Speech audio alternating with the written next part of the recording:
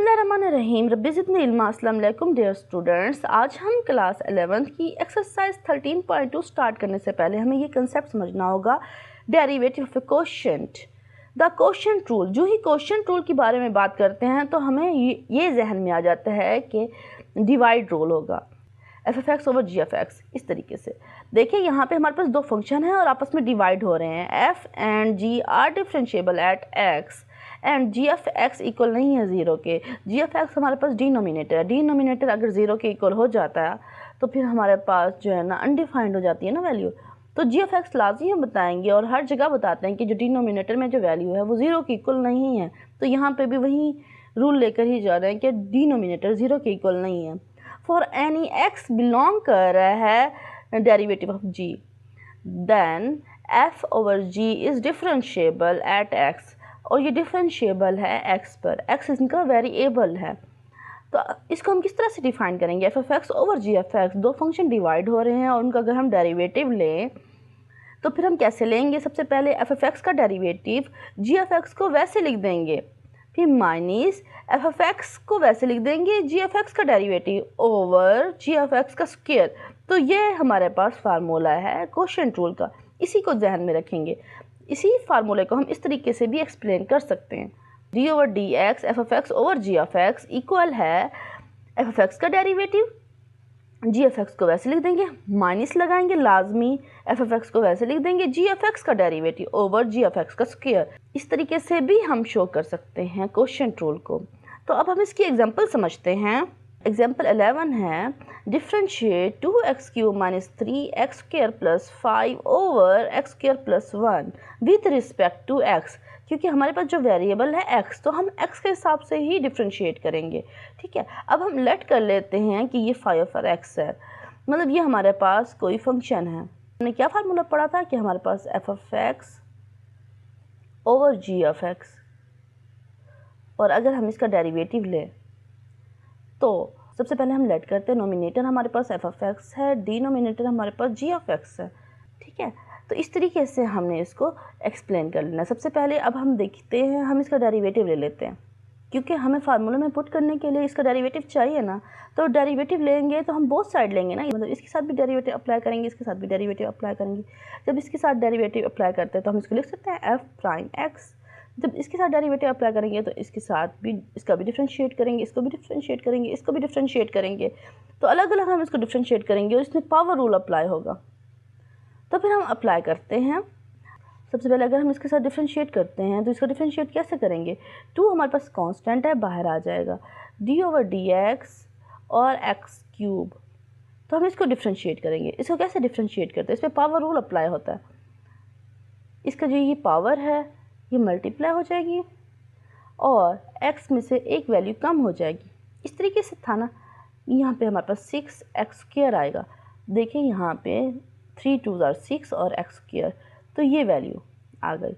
इसी तरीके से 3x² को हम डिफरेंशिएट कैसे करेंगे? -3, क्योंकि कांस्टेंट है, -3 बाहर आ जाएगा। फिर हम इसको डिफरेंशिएट करते हैं x² को।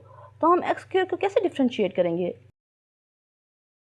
जिसकी पावर है ये मल्टीप्लाई होगी, यहाँ पे x2 - 1, तो हम इसको लिख सकते हैं -6x। तो इस तरीके से हमने यहाँ पे लिखना है। तो कांस्टेंट वैल्यू का तो हमें पता है हमेशा ज़ीरो आता है, डिफरेंशिएट किया जाए तो हमेशा ज़ीरो आता है। देखिए हमने यहाँ पे लिख दिया 6x² माइनस 6x। ठीक है, तो एफ एफ एक्स का जो डेरिवेटिव है वो ये हमें हासिल हुआ। ठीक है, इसको हम फार्मूले में यूज़ करेंगे। अब जी एफ एक्स है, इसका डेरिवेटिव लेते हैं। हम जब डिफरेंशिएट करते हैं तो बोथ साइड करते हैं। जी एफ एक्स का जब डेरिवेटिव लेते हैं उसको ऐसे शो करते हैं, g prime x d over d x x² plus 1। Derivative इसका भी लेंगे, इसका भी लेंगे। जब इसका डेरिवेटिव लेते हैं इस पर पावर रूल अप्लाई होगा, क्योंकि यहाँ पे हमारे पास x² है, इसको कैसे डिफरेंशिएट करेंगे? D over d x x² को हम कैसे डिफरेंशिएट करते हैं? क्योंकि ये इसकी पावर है, पावर यहाँ पे आ जाती है, पहले मल्टीप्लाई हो जाती है और इस पावर में से एक माइनस हो जाता है, तो 2x हमारे पास। तो यहाँ लिख देंगे, किसी भी कांस्टेंट वैल्यू है उसको डिफरेंशिएट किया जाए तो हमेशा ज़ीरो आती है। तो इसका क्या आंसर आया? 2x। तो ये 2x को हम फार्मूले में पुट करेंगे। अब देखिए हमारे पास कोशेंट रूल का क्या फार्मूला था? ये जो हमारे पास 5 प्राइम एक्स है ना, हमने यहाँ पे लेट किया ना, ये जो हमारे पास f of x over g of x है वो फाई ऑफ एक्स के इक्वल है, ये हमने यहाँ पे लेट किया था, इसलिए हम इसको ऐसे लिख सकते हैं फाई प्राइम एक्स। ऐसे भी लिख सकते हैं क्या, इसकी जगह हम लिख सकते हैं f of x over g of x, ऊपर प्राइम लगा दें। इसकी जगह हम ये भी वैल्यू भी लिख सकते हैं, ये चीज़ इस चीज़ के इक्वल है ना। सबसे पहले क्या करते हैं, एफ ऑफ एक्स का डेरिवेटिव होता है, फिर जी ऑफ एक्स को वैसे लिखते हैं, माइनस एफ ऑफ एक्स को हम वैसे लिख देंगे जी ऑफ एक्स का derivative over g of x का स्क्वायर। फार्मूलाज में वैल्यूज पुट करते हैं जो कि हमने यहाँ पे फाइंड की है। एफ प्राइम एक्स हमारे पास क्या है 6x स्क्वायर माइनस 6x, तो इसकी जगह ये वैल्यू पुट कर देंगे। जी ऑफ एक्स हमारे पास किस चीज़ के इक्वल था, हमने क्या लेट किया, जी ऑफ एक्स ये था, तो इसकी जगह जी ऑफ एक्स लिख देंगे, माइनस फार्मूले वाला लगाएंगे। एफ ऑफ एक्स हमारे पास क्या था, एफ ऑफ एक्स हमारे पास ये वाली वैल्यू थी, तो हम एफ ऑफ एक्स की जगह इसकी वैल्यू लिख देंगे। और जी प्राइम एक्स हमारे पास क्या था 2x स्क्वायर, तो इसकी जगह ये वैल्यू लिख देंगे। और जी ऑफ एक्स हमारे पास क्या है x स्क्वायर प्लस 1, तो हम x स्क्वायर प्लस 1 का स्क्वायर लिख देंगे कि फार्मूले में इसका स्क्वायर है। इसी तरह के फार्मूलाज में हम इनकी जो वैल्यूज़ हमने यहाँ पे फाइंड कर ली थी तो हमने यहाँ पे पुट कर दी। तो अब हम इसको सिंप्लीफाई करेंगे। जस्ट अब कैसे सिंप्लीफाई करते हैं, अब देखिए ये आपस में मल्टीप्लाई हो रहे हैं। कैसे मल्टीप्लाई हो रहे हैं, 6x स्क्वायर को जब हम x स्क्वायर के साथ मल्टीप्लाई करते हैं तो 6x की पावर 4 आती है, माइनस 6x को जब हम x स्क्वायर के साथ मल्टीप्लाई करते हैं माइनस 6x की क्यूब आता है। इसी तरीके 6x स्क्वायर को जब 1 से मल्टीप्लाई करेंगे हमारे पास 6x स्क्वायर आएगा, माइनस 6x को 1 से मल्टीप्लाई करेंगे माइनस 6x आएगा। और देखिए ये माइनस है तो हम माइनस को वैसे लिख देते हैं। इन वैल्यूज़ को हम अंदर मल्टीप्लाई करते हैं। अब देखिए जो माइनस है ये अंदर मल्टीप्लाई हो जाएगा, क्योंकि जब माइनस हमारे पास बाहर हो तो अंदर वाले सारे साइंस को चेंज कर देता है, जो माइनस के होंगे वो प्लस के हो जाएंगे और जो प्लस के वो माइनस के हो देंगे। अब इस तरीके से हम अब इसको सिंप्लीफाई करेंगे। अब देखिए कैसे सिंप्लीफाई करते हैं, जो वैल्यूज़ हम इसको सॉल्व कर लेंगे। अब देखिए हाँ पर यहाँ पे 6x का क्यूब है, यहाँ पे भी हमारे पास प्लस 6x का क्यूब है और यहाँ पे हमारे पास माइनस 6x का क्यूब है, तो ये आपस में कैंसिल हो सकते हैं, तो हम इसको कैंसिल कर देंगे। ठीक है, इसी तरीके से अब हमारे पास यहाँ पे माइनस 6x है और यहाँ पे 10x है, माइनस 10x है, माइनस 6x और माइनस 10x माइनस 16x रहेंगे, तो इसको हमने वैसे लिख देना है।